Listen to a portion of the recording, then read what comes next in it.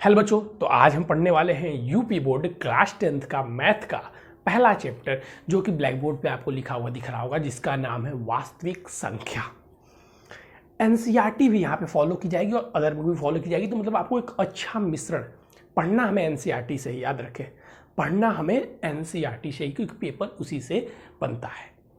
तो आज हम चर्चा करने वाले हैं पहला चैप्टर जो कि हमारा वास्तविक संख्या यूपी बोर्ड क्लास 10th का मैथ का चैप्टर है।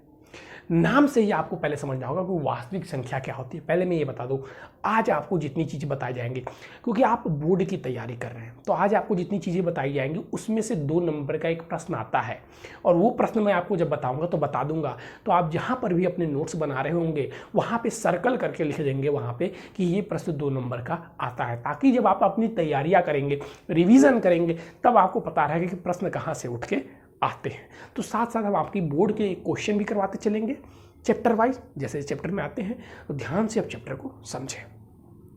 पहला चैप्टर है हमारे वास्तविक संख्या। अभी तक हमने संख्याएं ही सुनी हुई थी। संख्या मतलब 1 2 3 4। ऑड नंबर सुना हुआ था, सुना था ना, ऑड नंबर, इवन नंबर, सम संख्या, विषम संख्या। लेकिन सम संख्या विषम संख्या से ही दूर आ गया यहाँ पर वास्तविक संख्या। वास्तविक, पहले हम चैप्टर का नाम समझिए, वास्तविक संख्या क्या होती हैं। तो ध्यान रखिएगा, संख्याएं 2 प्रकार की होती हैं। संख्या 2 प्रकार की होती है। पहले संख्या को बोलते हैं आभासी संख्या,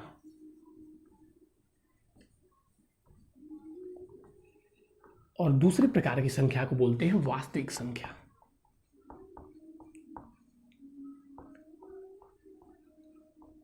दूसरे प्रकार की संख्या को क्या बोलते हैं? वास्तविक संख्या। अब संख्याएं 2 प्रकार में बट गई, एक आभासी एक वास्तविक। अब आभासी संख्या क्या होती है और वास्तविक संख्या क्या होती है, ध्यान समझिएगा। तो अब इसकी एक परिभाषा है, जिस परिभाषा के लहजे से हम इसको बोलते हैं उसको ध्यान दीजिएगा। वास्तविक संख्याओं के बारे में पहले हम चर्चा कर लेते हैं।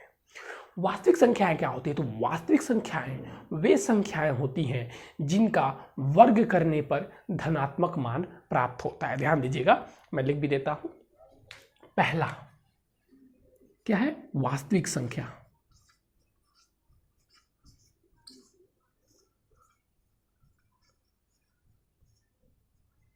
तो वास्तविक संख्या क्या होती है? तो वास्तविक संख्या वे संख्याएं होती हैं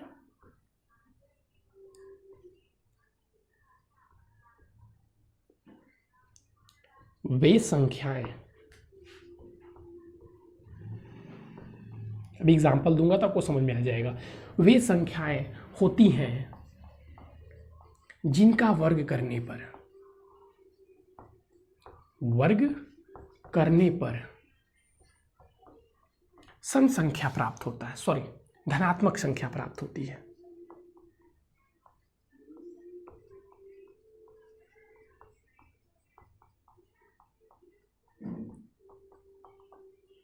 अब समझिए, संख्याएं, वास्तविक संख्याएं वे संख्याएं तो हो गई जिनका सम करने पर, जिनका वर्ग करने पर धनात्मक संख्याएं प्राप्त होती हैं। अब कोई बच्चा कहेगा सर तब ये धनात्मक संख्याएं हैं, तब आभासी संख्याएं क्या होती हैं? पहले अब इसको समझिए। अब -1 का भी वर्ग करेंगे तो क्या मिलेगा? 1 मिल जाएगा। किसी भी चीज़ का ऋणात्मक है उसका वर्ग करते हैं तो क्या होता है? धनात्मक हो जाता है। -2 का भी वर्ग करें तो क्या मिल जाएगा? 4 मिल जाएगा, जो कि धनात्मक है। यानी कि -1 भी क्या है? वास्तविक संख्या है। -2 भी क्या है? वास्तविक संख्याएं हैं। और अगर 1 2 का वर्ग करते हैं तो ये सारी चीज़ें तो मिलेंगी ही। 1 का करते हैं तो 1, 3 का करते हैं तो 3, 9, यानी कि ये सारी संख्याएं तो वास्तविक संख्याएं हैं।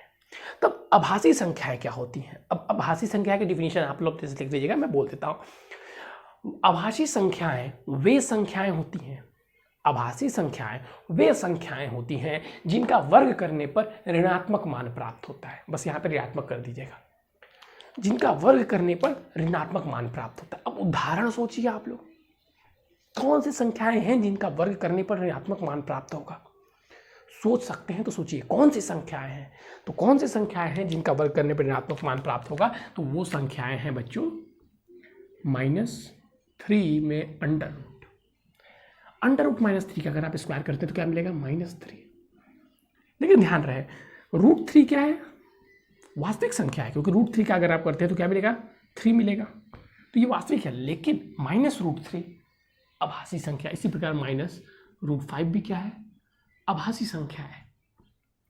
तो कौन सी संख्या है वह आभासी है और कौन सी संख्या है वास्तविक है, ये चीजें आपको यहाँ पर समझ में आ गई होंगी।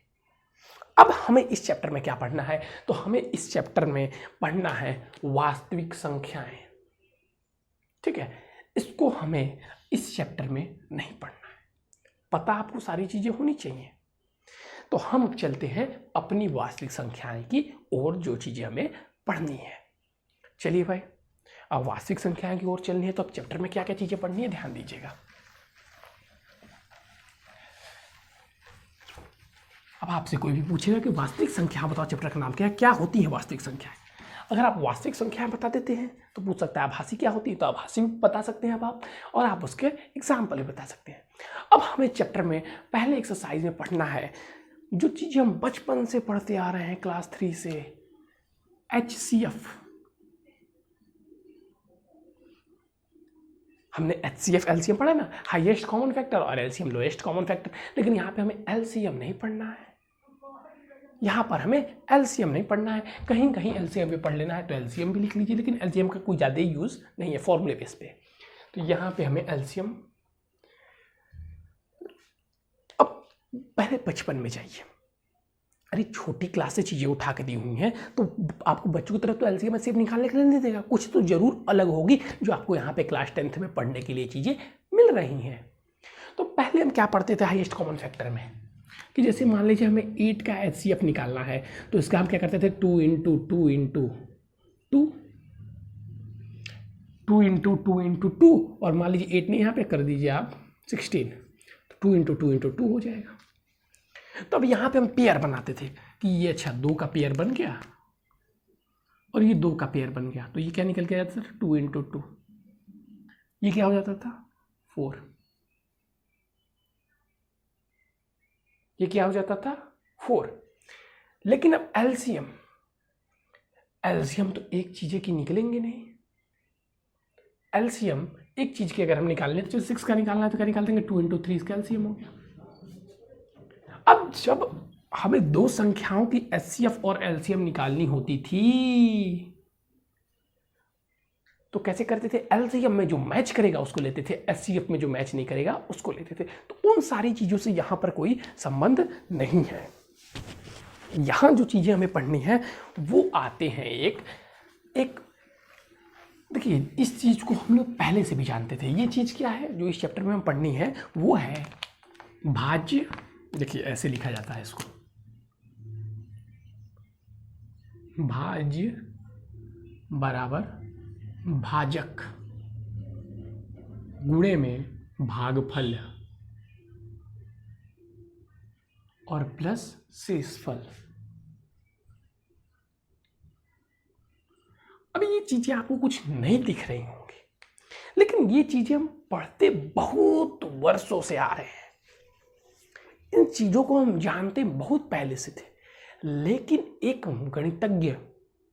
गणितज्ञ आते हैं और उनकी पुस्तक में यही चीज़ें लिखकर मिलती हैं और इस विधि से वो हमें HCF ज्ञात करना बताते हैं, LCM ज्ञात करना बताते हैं और डिवाइड भी बताते हैं।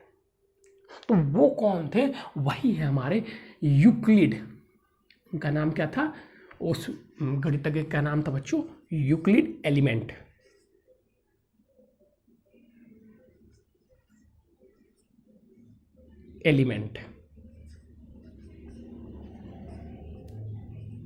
ठीक है, तो इन्होंने ये एक फॉर्मूला दिया और इस फॉर्मूले के बेस पर हम LCM यानी कि लसमसा भी इसे हम कहते हैं, ठीक है, लसमसा लघुत्तम, ठीक है।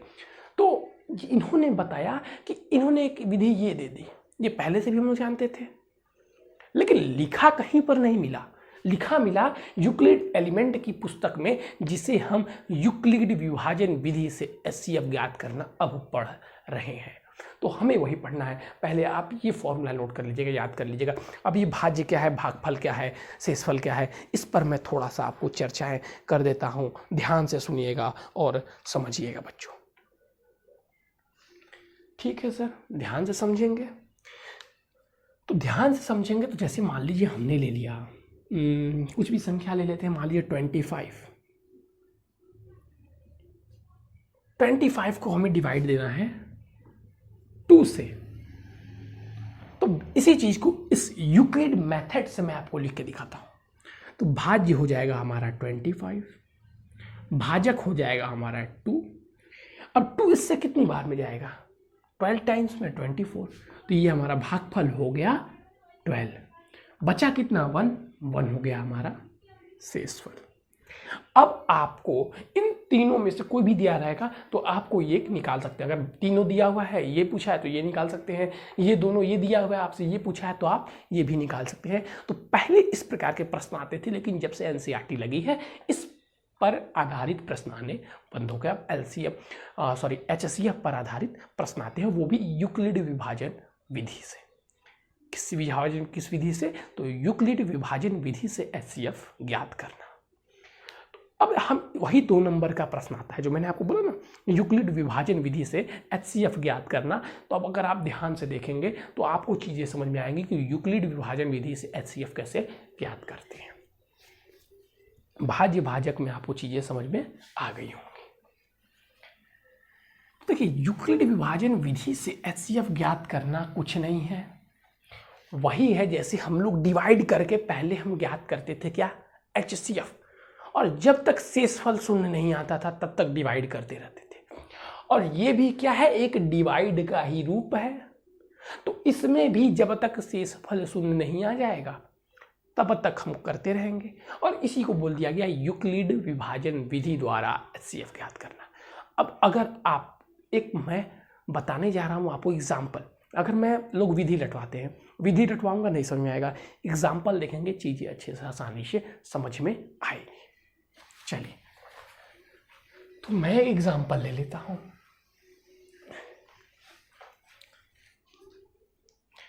क्या, यूक्लिड विभाजन विधि द्वारा, ठीक है, यूक्लिड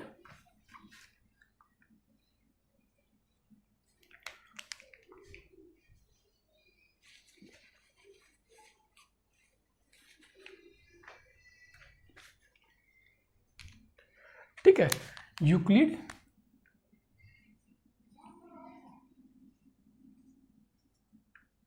यूक्लिड विभाजन विधि द्वारा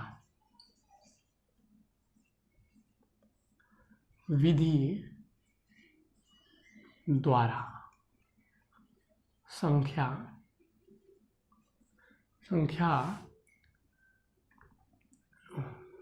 एक सेकेंड बुक से देख लेता हूँ, वो क्वेश्चन आपकी एनसीईआरटी से, हाँ जाइए बुक से क्वेश्चन देखिए, आपकी रही एनसीईआरटी की बुक जो आपको चलती है उसी से मैं आपको पढ़ाऊंगा। तो एक क्वेश्चन ले लेते हैं यहाँ से, यूक्लिड विभाजन विधि द्वारा संख्या 1 2 5 7 6 तथा 4052 का एचसीएफ ज्ञात कीजिए।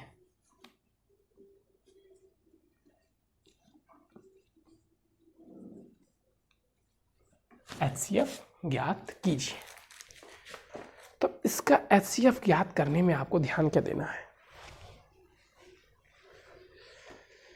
अब पहला विधि है, हम इन दोनों संख्याओं का एचसीएफ ज्ञात करना है। तो इसका एचसीएफ ज्ञात करने से पहले हम देखेंगे इन दोनों में से कौन सी संख्या बड़ी है। तो आप देख रहे होंगे तो ध्यान से आपको पता चल गया होगा कि ये संख्या बड़ी है। तो हम प्रथम विधि हमारी हो जाएगी कौन सी संख्या बड़ी है उसे छांटना। तो ये हमारी संख्या बड़ी है तो हम ऐसे लिख देंगे 1 2 5 7 6 ग्रेटर देन 0 2 5 2। यानी कि हमारा क्या हो गया, यहां से हमें क्या पता चला कि हमारा भाज्य ये है और भाजक ये है। इसे देखकर हमें पता चला हम भाज्य ये है और भाजक ये है, इससे डिवाइड देंगे, इसको इससे डिवाइड देंगे। हमें ये बड़ी छोटी देखकर संख्या है समझ में आ गई, ये हमारी स्टेप 1 होगी। अब उसके बाद से जैसे हम डिवाइड करते थे, आप चाहें तो रफ में डिवाइड कर सकते हैं, फेयर में नहीं, क्योंकि यहां पे यूक्लिड विभाजन विधि लगाना है। तो ये हो गया 12 5, जिस प्रकार हम भाज्य लिखे थे लिख लीजिए। अब फिर भाजक लिखना था तो ये था हमारा भाजक। अब भागफल, अब अब ये कितनी बार जाएगा आपको चीज़ें देख के आ रही हैं, 4 1 10 100 1000, ये आपका दिया हुआ है 4052 है और ये 12000 दिया हुआ है, तो 3 बार में आप 12000 के करीब पहुंच जाएंगे। तो ये चला गया आपका 3 टाइम्स में, और फिर मल्टीप्लाई करेंगे तो आपका बचेगा 52 52 6 6 6 420 शेषफल। इसको आप चाहे तो देखिए यहाँ पे भी कर सकते हैं, रफ में आप कर सकते हैं, फेयर में आपको ऐसे ही करना होगा जब यूक्लिड विभाजन विधि से ही आता है। आप फेयर में ऐसे नहीं कर सकते, जैसे देखिए हम लोग बचपन में करते थे, आप चाहे तो रफ में साइड में कर सकते हैं, लेकिन आपको प्रैक्टिस करना होगा कि आप डायरेक्ट मेरी तरह ऐसे कर सकें। लेकिन अभी आप स्टार्टिंग में हैं तो ऐसे भी कर सकते हैं, 15576 डिवाइडेड बाई 4052, 3 टाइम्स में हम डिवाइड करते हैं तो चीज़ें हो जाएंगी 651 और फिर 12। अब इसको आप करेंगे तो 6 में से 6 गया है 0, 7 में से 5 गया है 2, 5 में से 1 गया 4 और 12 से 12 कट जाएगा, तो आपका शेषफल बचा 420, और ये आपका 3 बार में इससे क्या, तो ये आप लीजिए। फिर अब क्या हमें करना, अब देखिए अब जो शेषफल बचा, फिर पहले हम क्या करते थे, अब इसको इससे डिवाइड देंगे, इसको इससे डिवाइड देंगे, बचपन में करते थे, लेकिन यहाँ पे यूक्लिड विभाजन विधि में भी ऐसे ही करेंगे। स्टेप ये रहेगा, स्टेप क्या रहेगा, स्टेप ये रहेगा। तो अब यहाँ पे क्या हो गया, यहाँ पे भाजक क्या हो जाएगा, भाज्य ये हो जाएगा, तो भाज्य हो गया 0.5, ये वाला भाज्य हो गया हमारा 0.542, भाजक क्या हो जाएगा, जो शेषफल बचेगा 420। अब इसमें भागफल कितना आएगा, यहाँ पे देखिए ये 420 है, 10 टाइम्स में नहीं ले जा सकते, 10 टाइम्स में नहीं ले जा सकते, 10 टाइम्स में नहीं ले जा सकते, तो 10 टाइम्स में क्यों नहीं ले जा सकते, ले जा सकते थे, लेकिन यहाँ पे 420 है तो ये 200 आ जाएगा, ये और 52 ही है, तो 9 टाइम्स में लेके चले जाते हैं। कितने टाइम्स में लेके चले जाते हैं, 9 टाइम्स में, तो हमारा शेषफल कितना बच जाएगा, 272। फिर आप यहाँ पे भी इसको डिवाइड करके से चेक कर सकते हैं, करना होगा डिवाइड करिएगा, लेकिन रफ में फेयर में आपको ऐसे ही करना है। फिर यहाँ पे भी 0 नहीं आया, जब तक शेषफल 0 नहीं आया चीजें करते रहेंगे, और जिस भाजक से शेषफल 0 आ जाएगा वो हमारा HCF हो जाएगा दोनों संख्याओं का, ठीक है। तो अब फिर यहाँ पे नहीं आया, तो फिर 420 इक्वल टू 272 हमारा भाजक हो गया। अब इसमें भागफल कितना आएगा, भागफल 1 आएगा, 2 बार में भी आप अगर ले जाते हैं तो ज़्यादा हो जाएगा, और हमारा शेषफल बचेगा 148। फिर शेषफल 0 नहीं आया, फिर से वही विधि, तो अब भाज्य हो गया 272, शेषफल हो गया 148, बन गया हमारा क्या, भाजक। अब क्या यहाँ पे आप 2 बार में ले जा सकते हैं, नहीं सर नहीं ले जा सकते हैं। क्यों नहीं ले जा सकते हैं, क्योंकि अगर हम 2 बार में लेकर जाएंगे तो चीज़ें अधिक हो जाएंगी, तो फिर 124 बचेगा, फिर वही चीज़ 148 शेषफल बन जाएगा, भाजक 124, फिर 1 बार में जाएगा, और फिर प्लस शेषफल कितना बच जाएगा, फिर शेषफल बच जाएगा 24। फिर वही चीज़ है, क्योंकि अभी भी शून्य नहीं हुई है, तो अब क्या बन जाएगा, अब 124 बन जाएगा हमारा, क्या 124 बन गया हमारा भाज्य, और भाजक 24। 24 कितनी बार में चला जाएगा, 5 बार में हम लेके जाएंगे तो 120 प्लस 4, यहाँ तक हुआ। फिर वही अभी शेषफल शून्य नहीं आया है, तो फिर ये बन जाएगा क्या, भाज्य, भाजक बन जाएगा 4। अब 4 से इसके देखिए 6 बार में शेषफल आ गया 0, शेषफल आ गया 0। तो इस विधि को हम कहते हैं यूक्लिड विभाजन विधि, और 2 नंबर का प्रश्न आता है, 2 नंबर का प्रश्न आता है। अब यहाँ पे हम लिखेंगे क्या, अब यहाँ पर हम लिखेंगे कि यहाँ तक करने के बाद से संख्या नहीं, चूंकि यहां शेषफल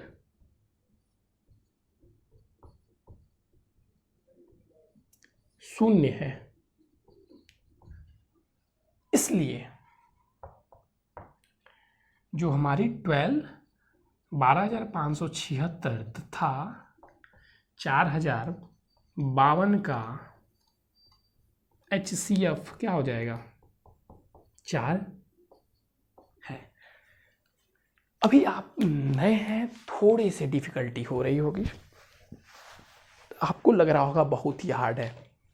हार्ड कुछ नहीं है बच्चा, हार्ड कुछ नहीं है, हल्की सी मेहनत, हल्की सी मेहनत इस चीज़ को समझने में अगर आप करते हैं तो हार्ड नहीं, बहुत ही आसान है। अब साइड में ऐसे डिवाइड देते चलिए, वैसे लिखते चलिए, डिवाइड देते चलिए, लिखते चलिए। जहाँ पर शेषफल शून्य आ गया वो गया। 2 नंबर का ये प्रश्न आता है, इसको नोट कर लीजिएगा ऐसे।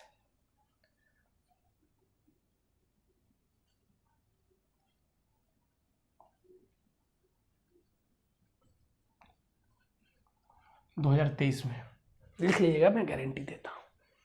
ठीक है, तो ये चीज़ें आपको समझ में आ रही होंगी। अब आज के लिए होमवर्क भी राइट डाउन कर लीजिएगा। आज मैंने आपको बोला था स्टार्टिंग डेट था, ज़्यादा पढ़ाऊँगा, ओवरलैप करने लगेंगे। इसी पर जो क्वेश्चन दिए हुए हैं एनसीईआरटी में हमारी, वो आप उसको हल करेंगे। पहले इसका स्क्रीनशॉट लेना चाहते हैं तो ले लीजिएगा, घर पे आपको चीज़ें ऐसे ही करनी है। चलिए,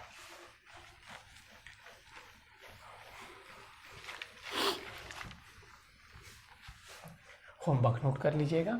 और जिनको भी होमवर्क नहीं आएगा, जो क्वेश्चन नहीं आएगा, व्हाट्सएप पे जो व्हाट्सएप नंबर दिया गया है उस पर आप भेज देंगे सर ये वाला करवाइए, क्योंकि सारे क्वेश्चन हम करवाएंगे नहीं, क्योंकि हम फिर सारे क्वेश्चन ही करवाने लगे तो फिर क्या। ऐसे में एक्सरसाइज सॉल्व करवाएंगे क्लास में, एक्सरसाइज के 1-2 क्वेश्चन एक्सरसाइज वाइज चलेंगे। यहाँ पे हमारा समझाना, एक्सरसाइज का पहला क्वेश्चन आप जाएंगे तो इसी प्रकार का है। एक्सरसाइज हम सॉल्व करवाते चलेंगे, उसकी चिंता आप मत कीजिएगा। बस एक ही प्रकार के क्वेश्चन नहीं करवाएंगे, अलग अलग प्रकार के क्वेश्चन आपको करवाए जाएंगे। चलिए, तो ये रही आपके एनसीईआरटी की बुक, ये रहा आपका पहला एक्सरसाइज। 2 क्वेश्चन नोट कर लीजिएगा। आज पहला दिन है इसलिए क्वेश्चन कम दे रहा हूँ।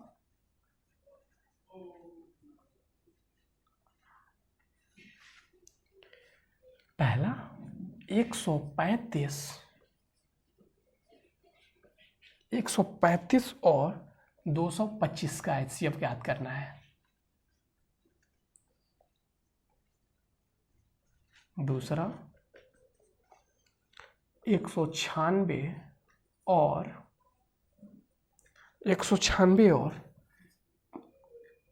38,220 का एचसीएफ याद करना है।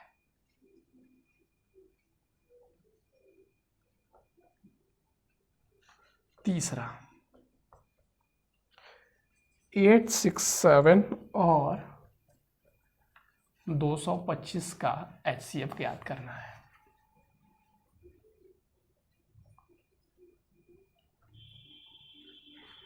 ये क्वेश्चन नोट कर लीजिएगा और इसको सॉल्व कीजिएगा। देखिए, आप होमवर्क सॉल्व करते चलेंगे, जो चीज़ें यहाँ पर दी जाएंगी, पढ़ाई जाएंगी, नोट्स बनाते चलेंगे, तभी आप चीज़ें वास्तविकता में समझ पाएंगे और कर पाएंगे, नहीं तो नहीं कर पाएंगे। तो आप चाहते हैं चीज़ें समझना, अच्छे नंबर लाना, तो जो चीज़ें होमवर्क दी जाए उसको करना है। अब सर नहीं आएगा तो क्या करना है? नहीं आएगा तो ये रहा व्हाट्सअप नंबर, जो क्वेश्चन नहीं आएगा व्हाट्सअप से आप पूछ सकते हैं। जो क्वेश्चन अधिक बच्चों को नहीं आएगा वो कल की क्लास में क्वेश्चन उठाया जाएगा और आपको समझा दिए जाएंगे।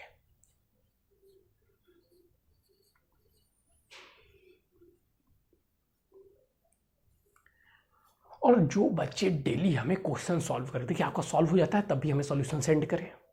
जो बच्चे डेली सॉल्व करके भेजेंगे, जिनकी राइटिंग अच्छी रहेगी, तरीके अच्छे रहेंगे, उनका हर एक हफ्ते के लास्ट में उनके नाम अनाउंस किए जाएंगे। हर एक हफ्ते के स्टार बॉय के रूप में उन्हें अनाउंस किया जाएगा, जो डेली का होमवर्क करेंगे और अच्छे से करेंगे। ठीक है, तो चलिए आज के लिए बस इतना ही बच्चों, फिर कल मिलेंगे आपकी नई टॉपिक के साथ, नए इंपॉर्टेंट सॉल्यूशन के साथ। Thank you, have a nice day.